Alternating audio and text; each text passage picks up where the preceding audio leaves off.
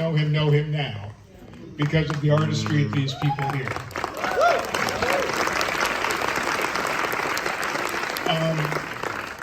Where to begin? And let's begin with you, Mr. Cooper. I have to ask you, as succinctly as you could describe, how did you do it? When you are the writer and the producer and the director and actually playing the central role, how do you get through the process? How did you organize your life to be able to do all those things and then doing them so well? Well, thanks for saying that. Thank you for being here. This is exciting. Well, it's wonderful to be sharing the stage with all the sort of sections of the movie, you know, because each sort of, you know, in the writing, Josh Singer's in here, who I wrote it with. I was so lucky to write it with, and then to be part of the prep process with Kazu. We spent 4 years on, and Mark signed on, I think it was 4 years ago, Kevin also, and then to be in the post process with Michelle, and then to be able to mix it with the great Tom Osanage and his team when we worked on it on The Star Is Born. And each one of these experiences for me was equally fulfilling because they're such masters of their craft. You know, it's funny because you were asking me backstage that, you know, how did you do it? And the thing that was terrifying, because I spent, I had time. Time was the key, and love. I say those are the two things of how I was able to do it. And surrounding myself with people that are filled with love and tremendous talent. But, you know, I interviewed so many people, like maybe 30 people that knew Lenny and Felicia, and the thing that they always said about Lenny particularly was, you know, when he walked in a room, he just took over, he had this energy. That was terrifying, because how do you play charisma? That really was, I thought. It helps if you bring a little with you. But really, that was the thing that really did terrify me, besides the conducting, which was like, I didn't know how the heck that was going to happen. But, you know, it was brick by brick and love, and I knew I had time, I knew I needed time. Netflix was kind enough to agree that it was going to take that amount of time. And then all these people were so patient and willing to go on the road. That was a very long and winding road of prep, because I just wasn't going to start until I knew that I was ready. And it just, this one demanded a lot. Yeah, I didn't know, I was terrified until I wasn't. You know, and then luckily I wasn't before we started shooting. And then the shooting was just utter joy. It really was, every day was just joyous. At one point someone asked me, I said, yeah, it wasn't hard. They wouldn't even, just hard would not be the word I would describe. Challenging, but not hard. It was just, when there's so much love involved and everybody's focused on the same thing, it just feels like I'm bearing witness to something very special. And Lenny felt like he was with me the whole time. Wow, that's very moving. It feels like the scene in the Eli Cathedral, which has gotten a lot of attention because it is amazing. It sounded so great here in the theater. It's quintessential. Didn't it sound extraordinary? I had seen the movie previously in another place, but today I just was rocked by it. But what I also was thinking was that was sort of the epitome of the movie. You were experiencing the music, you had become the person, and you were leading this orchestra, and now you have your orchestra here, through it with such love. I mean, it really felt like that. And I see why, you know, I'm sure that, why does this have to be so long? This is 6 minutes in the movie, it stops the show. But it kind of was the show, you know, in a bottle. And that really, really touched me. Before we leave, because she's not here, I have to ask about Carrie. Please, Carrie Mulligan. You know, they pulled me out of my chair just after she's completely wrecked me, and then you come and cradled her, and it's time to go, you have to ask questions. And I have tears in my eyes, and I'm filled with emotion. How did you decide that she was the person, and when did that decision happen? That happened very early on. I've known Carrie for 20 years, just on the periphery, and when I started to research, because I didn't know what the movie was going to be about, I knew that I was lucky enough to be able to start to do research and see if there was a script that I could write, that it would be a movie that I thought was worth making, quite honestly, because I knew deep down I had a tremendous love for conducting since I was a kid, but I didn't know what the movie was about. And I started researching, and there's so much video and footage and photographs of Felicia. And every time I saw these photographs, Carrie Mulligan's face, I mean, her image, it just evoked Carrie Mulligan to me. and she happened to be doing, I live in New York City, and she happened to be doing a play, a one-woman show, like the next week. And I got tickets to the first preview, which you should never do. But so she didn't like that I did that, but I couldn't have a night when she wasn't performing, I didn't go. And I went that night, and it was almost as if divine intervention. I'm sitting in the audience, and all of a sudden, and she comes out, and there's just a key light on her, and she happened to have blonde hair at the time, which Felicia had for much of her life. And she came out, and it was just Felicia walking out. And it was in that moment that I was like, well, that's it. And then I was lucky enough to meet with her like 3 days later. Actually, she got injured that night. This is crazy. And I went backstage to meet her, and they said, well, she was hit by something. A flag had come down and hit her in the head halfway through the performance. And she was lying prone on the floor. And I went backstage. I was like, are you okay? And then we got to go to the hospital. And we went to the hospital together. It was like a crazy night. It was Lenny and Felicia saying, like, yeah, you two were supposed to do this. And then we met for coffee 3 days later, and I said, listen, I want to make a movie about marriage. These two people are just fascinating, and it's nuclear because of this music. It's going to be one musical element. I did know that at the time. I'd done enough research that I thought that this could be the sort of fuselage of the film.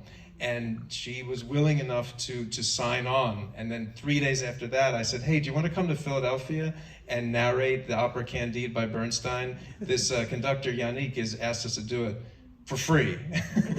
And she came and did it, and we had this, and then it was just, again, brick by brick. She was just along the road and put in tremendous amount of work. And I'm glad you said that about her performance, because what I asked her to do as an actor, as being an actor myself, is very hard. You know, there are a lot of shots, like for example, when she is dying of cancer after the diagnosis, you know, it's one shot, and I said to her, look, I'm gonna cover the other actors, but the whole scene is going to be played on you.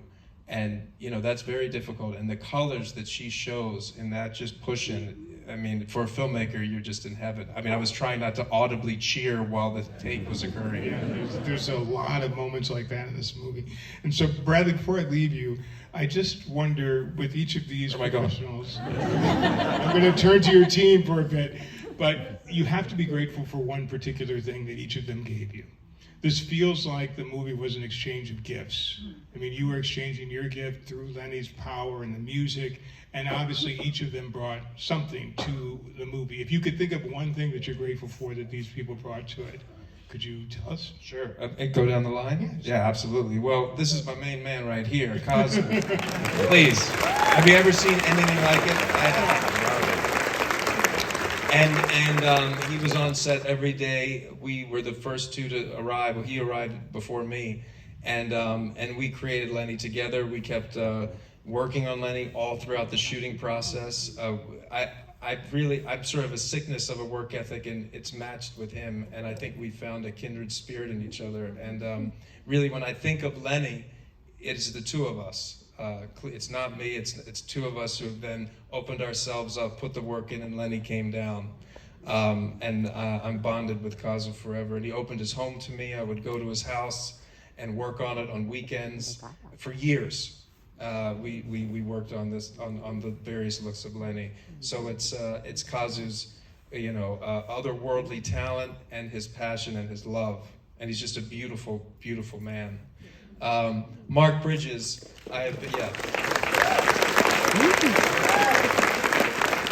Mark Bridges is, a titan, and we met on Silver Linings Playbook, and then I've just sort of watched in awe of his work, and I remember when he said yes, I just thought my shoulders relaxed.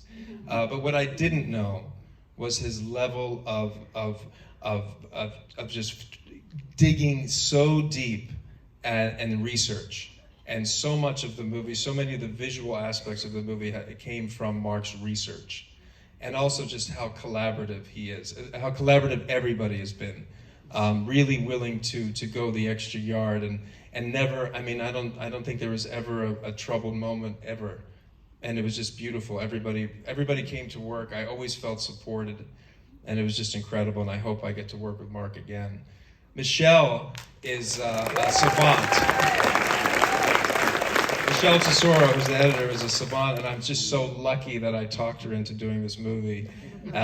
She signed on in the prep, which normally doesn't happen. I mean, an editor doesn't sign on. I mean, she says a year. It was really like 2 years. It feels like, and we worked on a proof of concept. We had 30 minutes of a movie before I started shooting from all the tests I had done. I wanted to string it together, and we found a rhythm then, and it just kept growing and growing, and we sort of just finish each other's sentences. And I also like she's very fast, and that's great. And you know, we just do it. You know, there's nothing worse in an editing room when you're like having a conversation. Let's just do it, and then look at it. And that was beautiful. And she's very musical, which was wonderful. Rhythmically, there was no sort of discussion. Kevin Thompson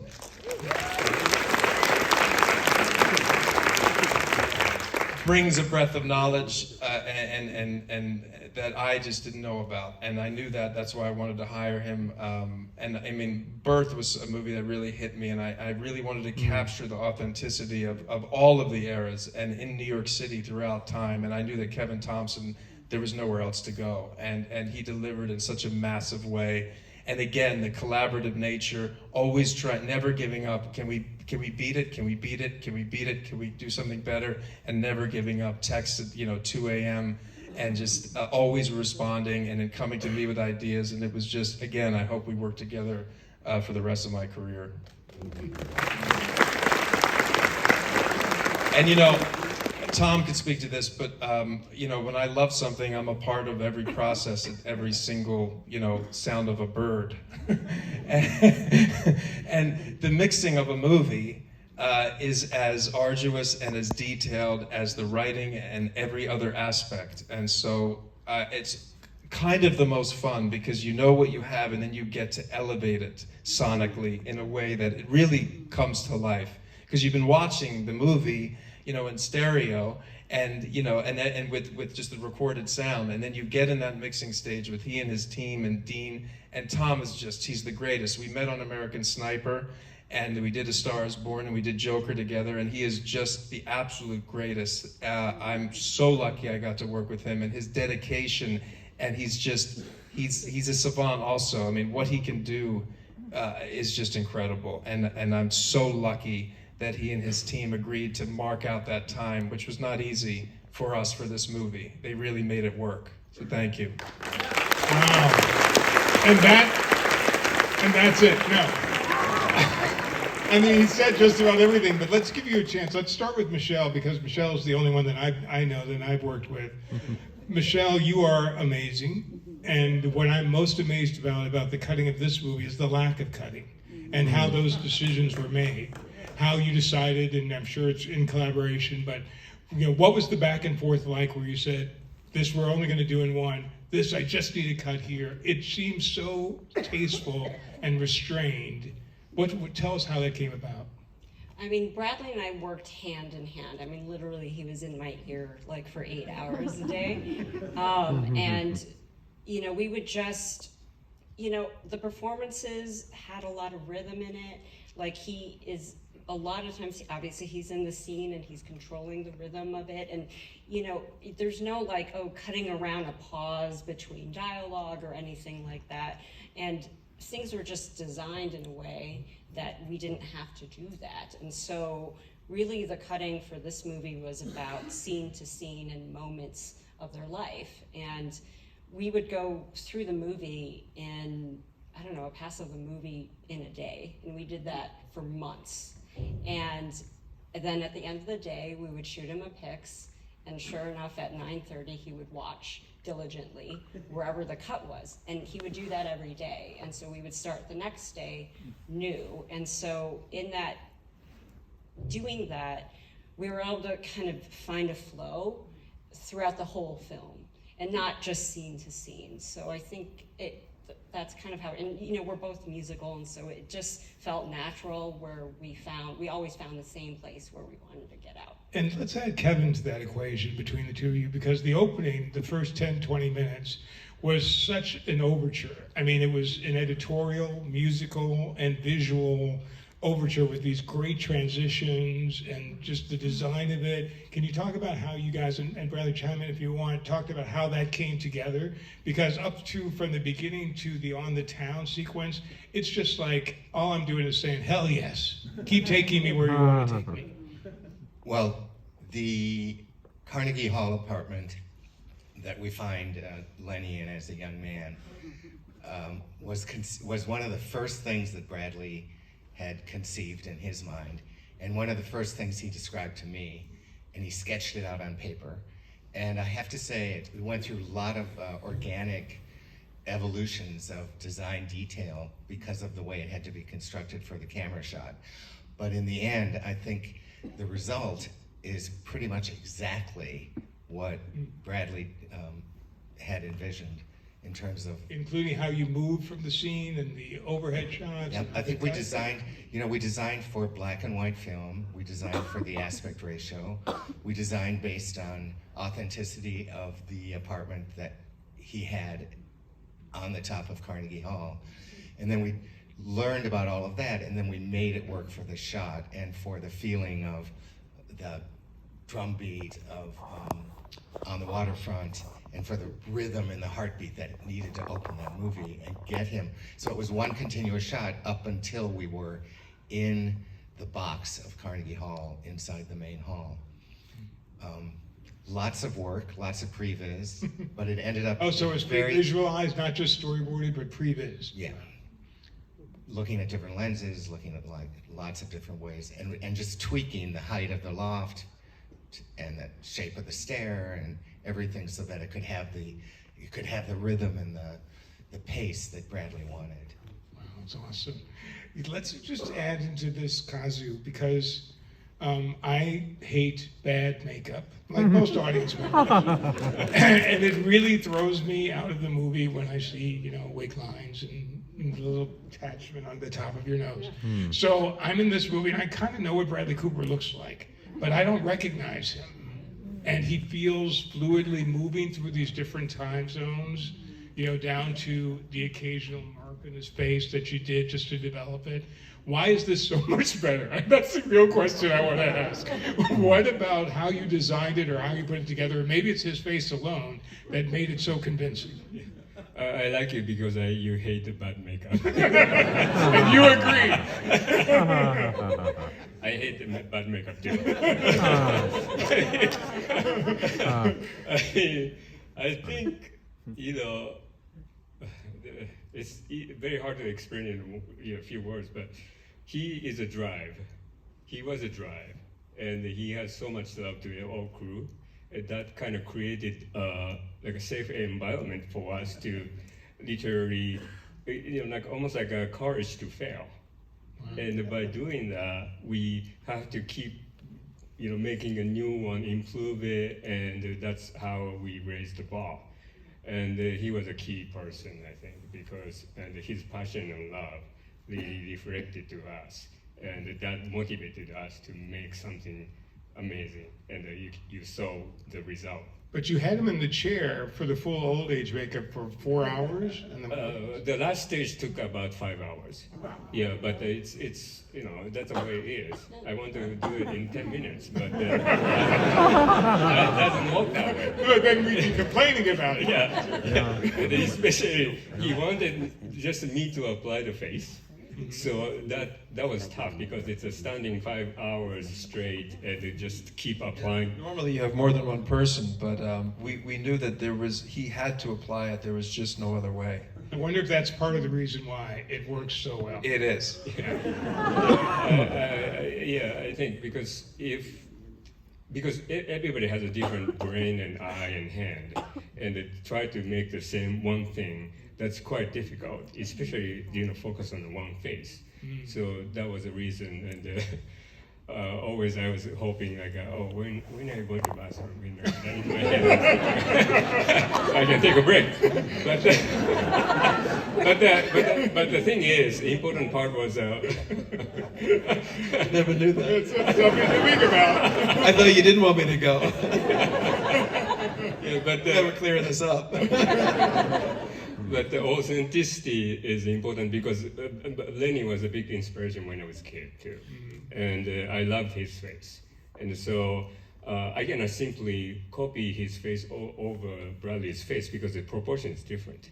So I had to figure out what would be the most effective way to make Bradley look like a Lenny, and start from a really almost like a too much to cut down and refine, and even like when we are filming, we are talking about every day what can be better, and we are improving every day.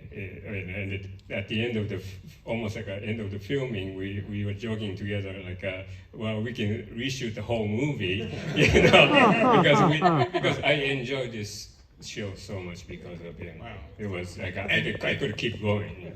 And Bradley, quickly before I go to the other guys, what did you do in the 5 hours? I mean, I know some actors sleep, some actors read their lines. You have some writing, some producing, what did you do sitting in that chair? Oh no, I was focused on what he was doing. We were working on it. Yeah, it was an active process. It was not passive. Yeah, we were. It's a mutual respect in a way, and with Awesome. because it's like some actors fall asleep during the makeup, and then I've seen that a lot. end up taking longer because I have to deal with that. But he was so, like I try to push up the head and and then she sat down and stuff like that. But he was so respectful, and I appreciate it because of that I could walk fast too. Yeah. And let's talk about fashion for a second, Mark. You've worked with Paul Thomas Anderson. I think, have you done every movie Paul Thomas Anderson has ever done? Yep. Oh my God. PTA. So what amazed me about this is that I didn't feel ever lost in the time, and never also at the same time was given huge signposts. I can't quite explain it. You took us there into the places without yelling or saying, it's 1976 or whatever. And a lot of it came through you. And I really particularly loved when Lenny went to the, I think it was an open rehearsal, and suddenly he's kind of changed the look quite dramatically. That's when we first see the scarf. That's when now he has the stripes on and the jeans and the Marlboros in the back of his pocket. I'm really curious about how you plotted this out, and particularly how you decided to go with that look at that time. Your favorite Pirates of Penzance. Is that what it was? It was the Pirates?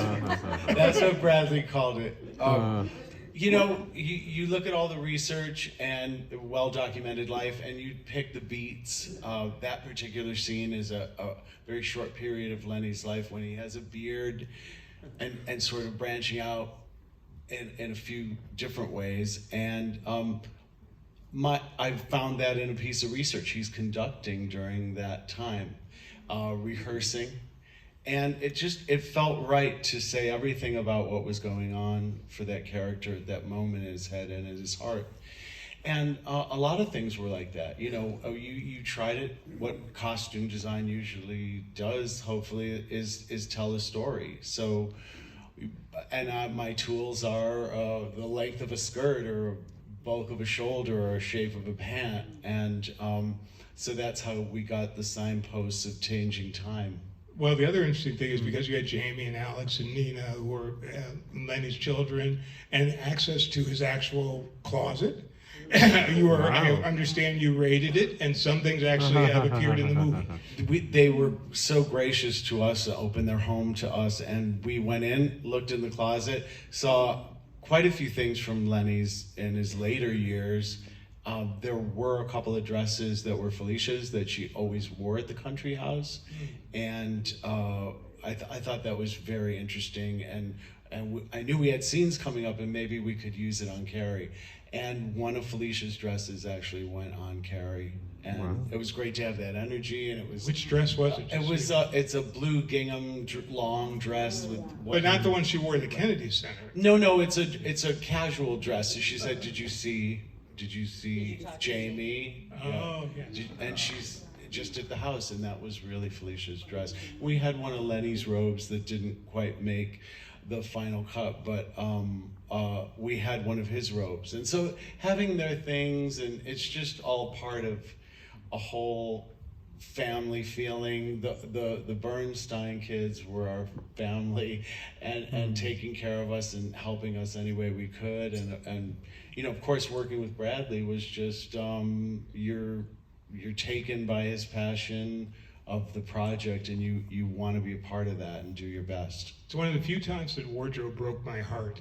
When at the Kennedy Center, when she actually walks away in that gown and the way that it looks and it's sort of backlit and it's kind of flowing away and then she turns into the light, I was just thinking, what a beautiful choice. Is that something that you brought to it, or is that based on what she was wearing? You know, there are like 2 photographs of her from that night, and they're both sort of from here up.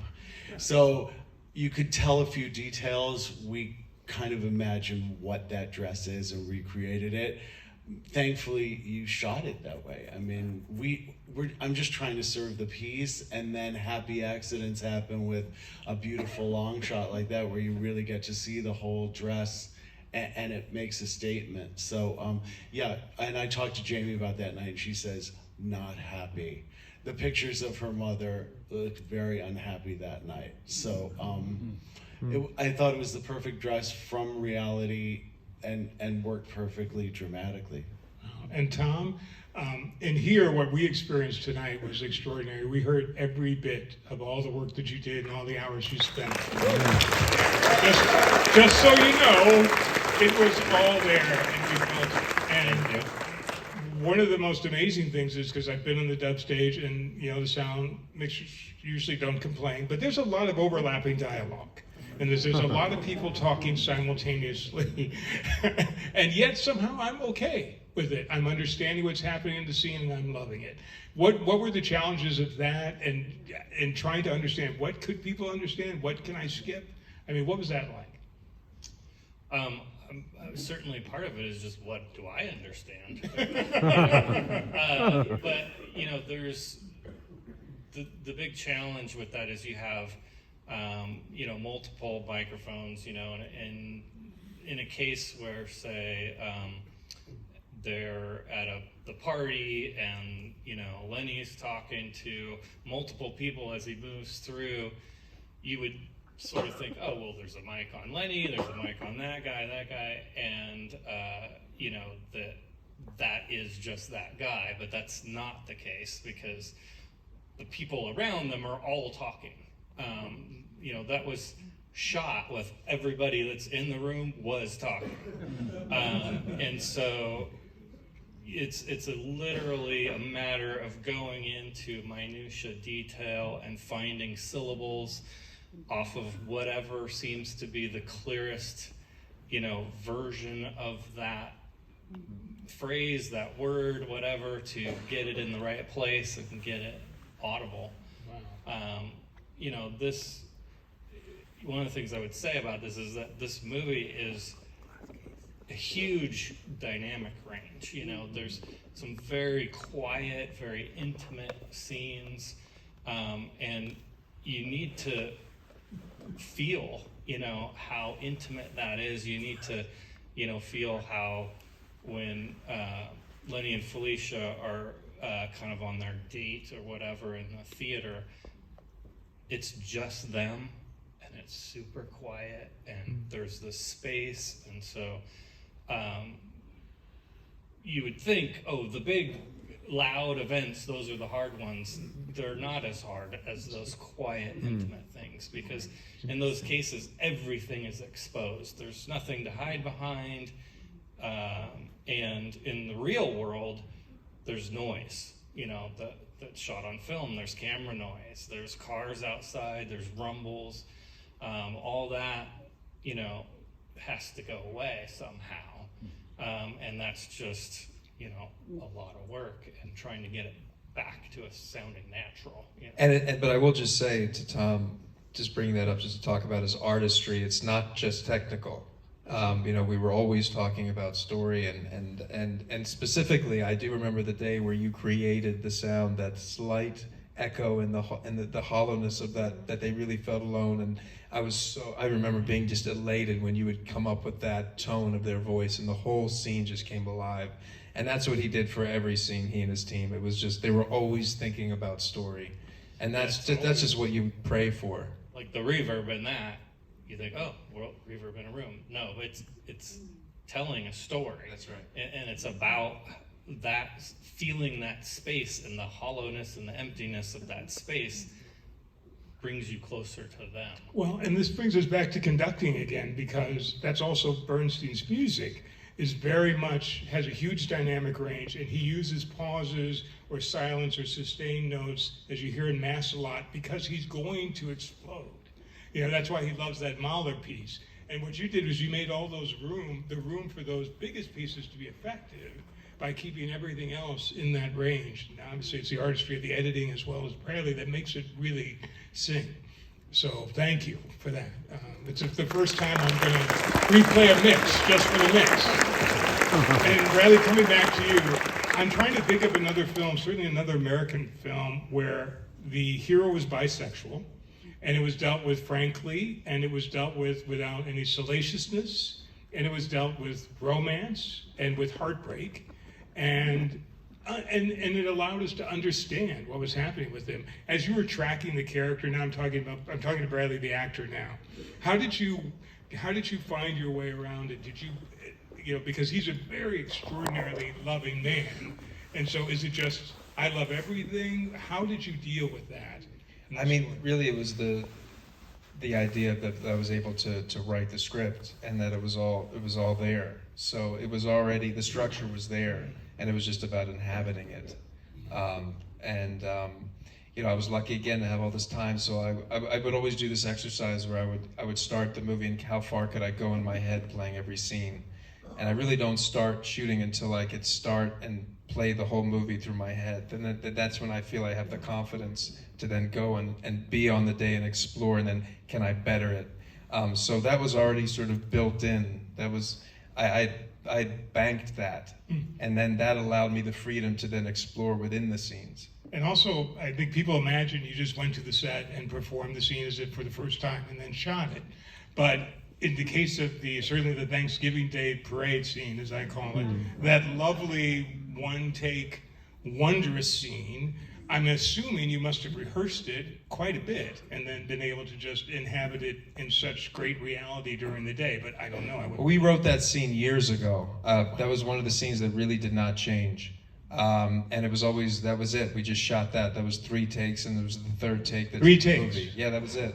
And it was always, that was how we were going to do it. I remember setting up the cameras for coverage just, again, out of fear. Everything I did in this movie was fearless. It really was. I just, once I had it, I couldn't even, why would we shoot anything else? But the couple of times where I was fearful was, okay, but then once we got that 3rd take, we were setting up, and then I just said, no, let's not shoot it. We have it. I mean, also there's a punchline to the joke. It's the Snoopy. You can't go into close-ups and come back out. It won't be funny anymore. But it really, that's a testament to Carey Mulligan, that she was able to, I mean, what I asked her to do was to be able to hold a composition for that long where she's driving this scene, and she allowed me the freedom cinematically because of her ability as an actor.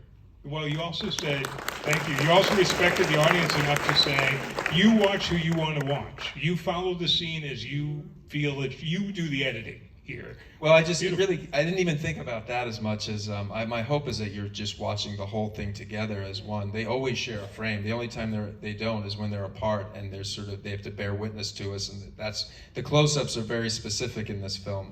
And I, as a kid, you know, when my parents would fight, I wasn't in between them. I was watching from a distance. That felt unsafe to me, and I just never wanted the audience to feel like they were watching a movie. I wanted to feel like we're putting them right inside these lives. And to me, the way to do that for that scene particularly was at that distance. All right, well, I have 1 minute left. So let's ask you all. No, I just want you to elaborate on something you started with, which is this being a labor of love that has come to such enormous fruition because of this collaboration of people. We know that it's connected with us, but was that always your intention? Were you only really, or were you just saying, I'm going to make a story, and it turned out to be this lovely experience? Or did you always say, I'm going to create an experience that creates this movie? I mean, movies to me, since I was a kid, they've just healed me. And that's the reason I do this. I try to make something that will be healing. The only chance one has at that, I think, as I get older, is you make something truthful. And to me, at least, it's all truth in this movie. And the only reason is because everybody here and the hundreds of people that were also with us gave all of themselves. Nothing was phoned in. Everything was cared for with love. And that's when you have a possibility, the chance of truth. Well, I think that's a great way to end it. Thank you to these artists.